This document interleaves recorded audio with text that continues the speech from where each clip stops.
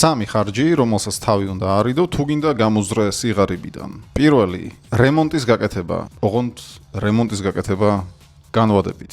იმ შემთხვევაში თუ რემონტს აკეთებ იმისთვის, რომ მაგალითად ბინა უფრო კარგ ფასად გააქირაო, ან იმდენად ბევრი ფული გაქვს, რომ გინდა უკეთესი რემონტი გქონდეს სახლში, მაშინ კი ბატონო. მაგრამ თუ აკეთებ რემონტს მხოლოდ იმისთვის, რომ მეზობელმა შეგაქოს, გილოცავ ტყილად ფულის გაფლანგვას. მეორე, კაზინო და ტოტალიზატორი. ვერც კი აღწერ, როგორ მეზიზღება ლუდომანები და ზოგადად სამორინეს და ტოტალიზატორის სისტემა. და საერთოდ არ მაინტერესებს, რომ პოკერი ითვლება ინტელექტუალურ თამაშად. ის მაინც აზარტულია, გაჩვევს სწრაფ მოგებებს და სწრაფ წაგებებს, რაც რეალურ ბიზნესში პირდაპირ მნიშვნელობით დაგანგრევს.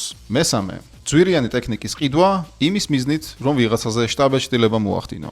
მე თავად მიყვარს ძვირიანი ტექნიკა, ვგიჟდები. 2020 წელს ბოლო iPhone-ად ითვლებოდა iPhone 11 და ზუსტად ის შევიძინე. მაგრამ შევიძინე იმ მიზნით, რომ მაგაზე გადამეღო ხარისხიანი კონტენტი, იქვე დამემონტაჟებინა და ამეტვირთა. iPhone-ის სწორი გამოყენების წყალობით ვმოგზავრობ მსოფლიოს გარშემო, მაქვს ონლაინ ბიზნესი, საყვარელი საქმე და ვარ საკუთარი თავის უფროსი. რაში გჭირდება ბოლო iPhone-ი, თუ მას ბიზნესისთვის არ გამოიყენებ? ყველაზე დანგრეულ Android-ზეც კი შეგეძლია სკროლო. გამოიწერე ჩემი არხი მეტი ჯანსაღი და სასარგებლო ინფორმაციისთვის.